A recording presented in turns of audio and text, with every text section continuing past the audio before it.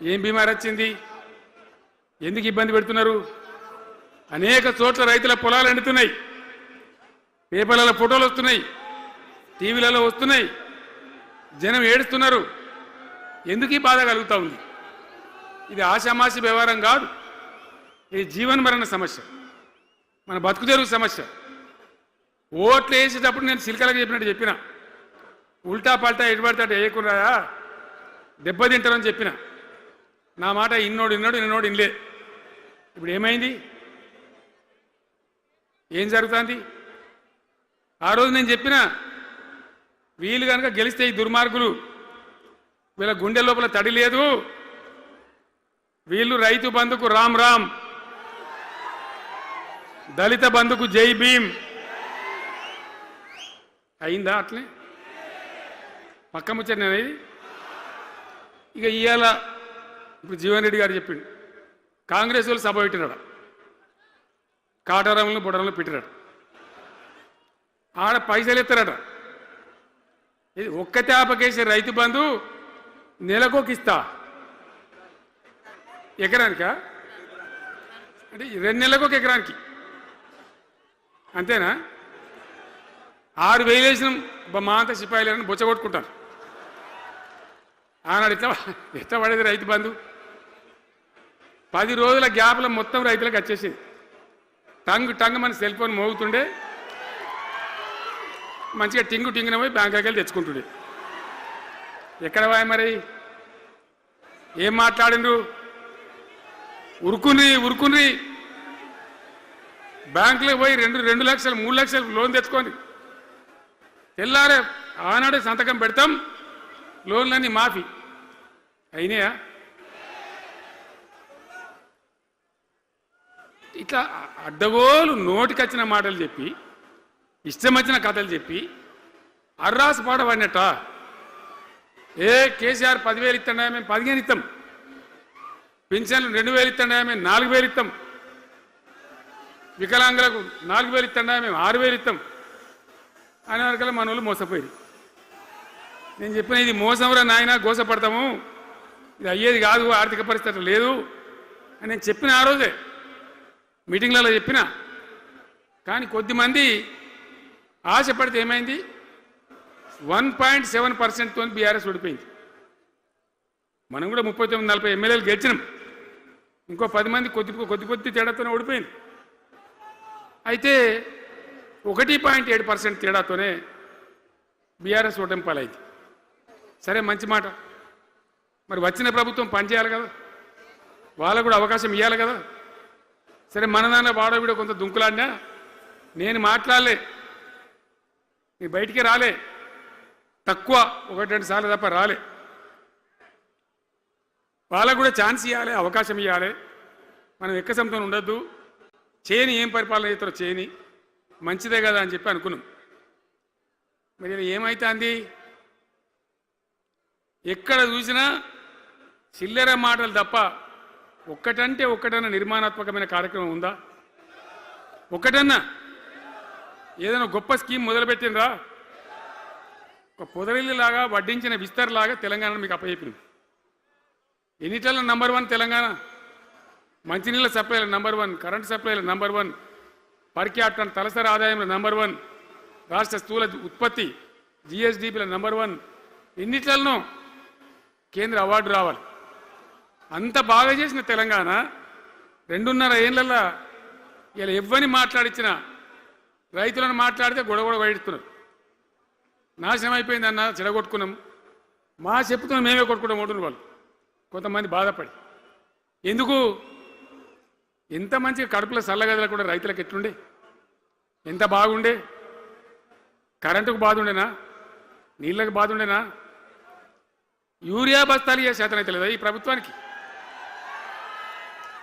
Urea బస్తాలు కావాలి రాబోయంటే app పెట్టినే ఉంటాడు. దుకాణంలో లేకపోతే యాప్లోకి వెళ్తాయా? ఈ దమ్ముంటే తెచ్చి దుకాణంలో పెట్టాలి, కానీ ఆ యాప్లు పట్టుకొని తిరిగితే కాళ్ళకు వాపులు వస్తాయి, బస్తాలు మాత్రం దొరుకుతలేవు. నిజమేనా నేను చెప్పేది? యాడ చూసిన ఎరువు బస్తాలు కూడా శాతం కాదు ఆఖరికి. అంతకుముందు కాంగ్రెస్ గవర్నమెంట్ ఉన్నప్పుడు అట్లే ఉండే. పోలీస్ స్టేషన్లో పెట్టి అమ్మిండ్రు యూరియా బస్తాలు. ఇవాళ మళ్ళా చెప్పుల లైన్లు, కాళ్ళకు వాపులు రావాలి. ఆటో రిక్షానికి చెప్తే 10 బస్తాలు వేసిపోరాబోయంటే పొలం కాడ వచ్చి ఎత్తుండే. ఇలా యూరియా కోసం ఇంత బాధన. ఇది ఎంత అసమర్థమైన ప్రభుత్వం, ఎంతగాని శాతగాని ప్రభుత్వం. అన్నిటికీ బాధనే కదా. బంగారం లాగున్న రైతులు ఎంత ఆనందంగా ఉండే. వానాకాలం పంటలు పండితే తడిసిన ధాన్యం కాడికెళ్ళి కొని మొత్తం బ్రహ్మాండంగా రైతులకు డబ్బులు బ్యాంకులు వేసేది, మధ్య దళారు లేకుండా. మా గంగుల కమలాకర్ వేసేది, చేయి మీద కూర్చున్నాడు సివిల్ సప్లైస్ మినిస్టర్గా, కొట్లాడి తీసుకుపోయి వేసేది. రైతులకు ముందుగా పోవాలి, వాళ్ళు పోయి మళ్ళీ సెకండ్కి పని చేసుకోవాలి. ధాన్యం అమ్మిన డబ్బులు వచ్చేది, ఇటు రైతు బంధు పైసలు వచ్చేది. రైతులు మోతాదు లేకుండ్రి, మంచిగా పనిచేసుకున్నారు. ఇప్పుడు ఏమైంది? ఎరువు అనే యాపు రైతు బంధు కోసం మొగులు చూడాలా, అది నెలకో ఎకరానికి వస్తుంది. ఇప్పుడు జగిత్యాల కేసీఆర్ సభ అంటే మళ్ళీ ఇలా పైసలు విడుదలన్నట్టు. రైతు బంధు రావాలంటే మళ్ళీ సభ పెట్టను అయింది. మూడో కిస్తీ రావాలంటే మళ్ళీ ఏమన్నా కేసీఆర్ సభ పెట్టాలి. ఇక అంతేనా? ఇది ప్రభుత్వమా? ఒక 75,000 కోట్లు ఇచ్చినాం మనం రైతులకు. 75,000 కోట్లు. మా పల్లరాజశేఖర గారు ఉన్నాడు ఎక్కడున్నాడు. ఇవి అయినప్పుడు రైతు బంధు అధ్యక్షుని ఉండే రాష్ట్రానికి ఎమ్మెల్యేగా లేకుండే ఈయననే నిలబడేపించింది. 73,000 కోట్ల పైచీలకు డబ్బులు అనాయాసంగా సునాయాసంగా రైతు ఖాతాలకు పంపించింది. ఇప్పుడు ఏం రోగం వచ్చింది, ఏం బీమారి వచ్చింది? అచ్చా, ఇంకో మాట మీరు నాకు చెప్పాలి. ఈ కాంగ్రెస్ సిపాయిలు ఏం మాట్లాడారు ఎలక్షన్లో?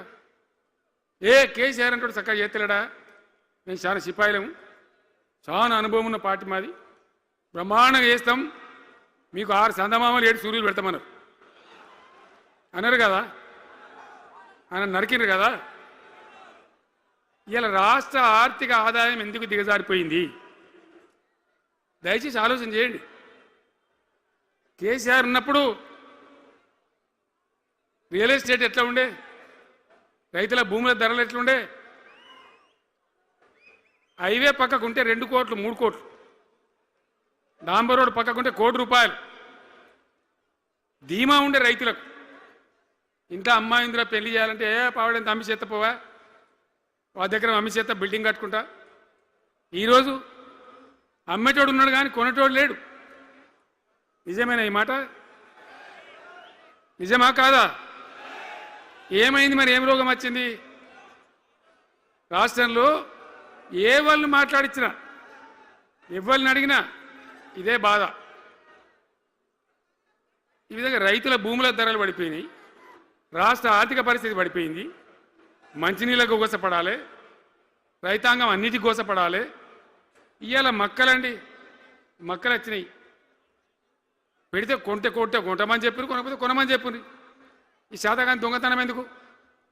లోపల అధికారులకేమో కొనకూడదని చెప్తున్నారు, మీది కొంటమని చెప్తున్నారు. మక్కలు కొనే ధీమా ఉందా? ఇవాళ కొంటుండ్రా? వడ్లు కొంటుండ్రా? కొనకపోగా మళ్ళీ ఇంకా బోనస్ ఇస్తామని ఒక బోగస్ మాట. ఎవరికైనా నచ్చిన బోనస్ వస్తుందా? వాటిదే బోనస్, అంత బోగస్.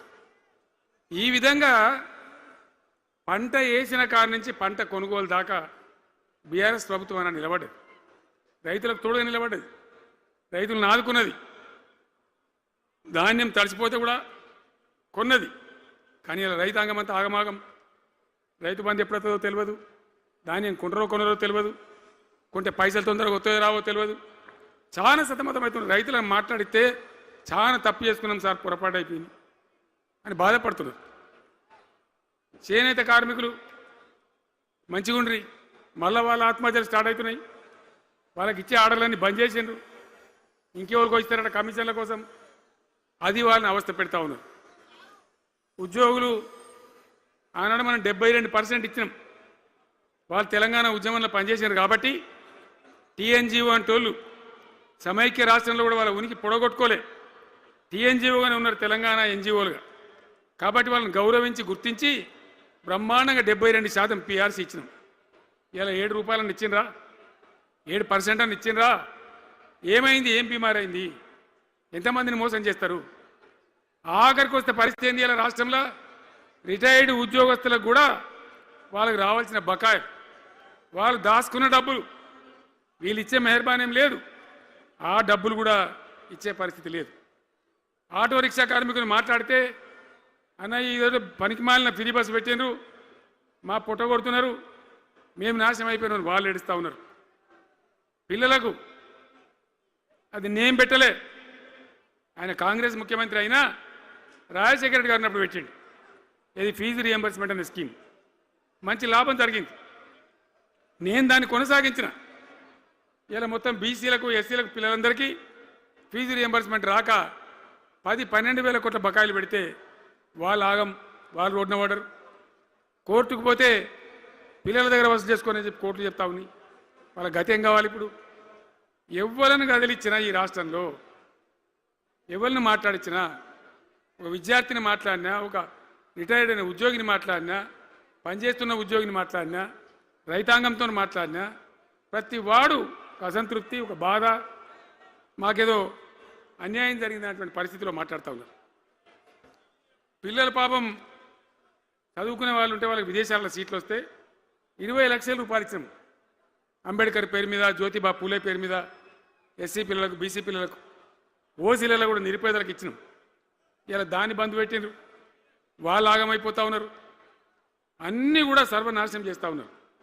అన్ని స్కామ్లు, కుంభకోణాలు, భూ కబ్జాలు. పొద్దున్న లేస్తే పేపర్ తిప్పితే బాధ కలిగేటువంటి పరిస్థితులు. సో ఈ రకంగా సింగరేణి, అద్భుతంగా ఉన్న సింగరేణి నాశనం చేసి ఇలా బొగ్గులకు స్కామ్, సివిల్ సప్లైస్ల స్కామ్, మొత్తం అని కూడా స్కామ్లు, దోపిడీ తప్ప ప్రజలకు పనిచేసే పరిస్థితి లేదు. మరి ఏం జరగాల? కాంగ్రెస్ వాళ్ళు చెప్పిన మాటలు వింటే ఈ మాటలు కోటలు దాటినట్టు ఇష్టం ఉన్నట్టు చెప్పారు. చివరికి ఏందిరా ఇప్పుడు 2.5 ఏళ్ళు గడిచిపోయింది. మరి ఏంది కథ? కాకికి పెడదామంటే కంకెడి లేవు, పిట్టకి పెడదామంటే పిడికెడి లేవు.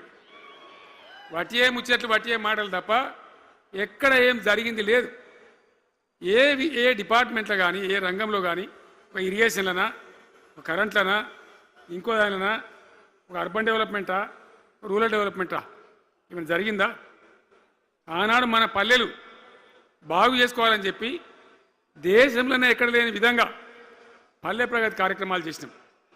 ప్రతి ఊరికి అన్నేళ్ళ తెలుగుదేశం కాంగ్రెస్ గవర్నమెంట్లు ఉంటే చచ్చిపోతే ఏడగాలేసుకోవడం జాగ కూడా చూపించలే.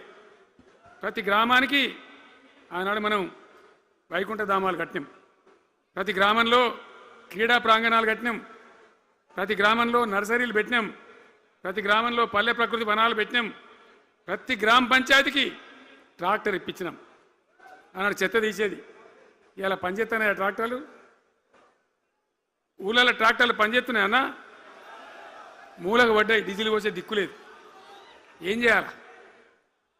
పల్లె ప్రకృతి వనం పెడితే దాన్ని నీళ్ళు పోసే దిక్కులేదు. ఏం రోగం వచ్చింది? ఏం బాధ? డీజిల్ లేదా? ఆ తెలివి కూడా లేదా?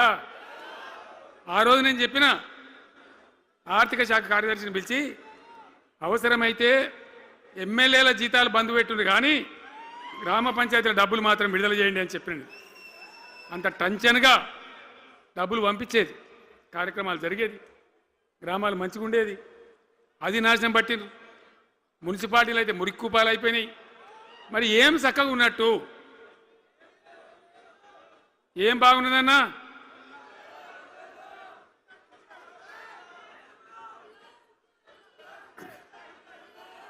అందుకే జీవన్ రెడ్డి గారు లాంటి సీనియర్ నాయకుడు, అనుభవం ఉన్న వ్యక్తి నోటికెళ్ళి ఏం మాట వచ్చింది?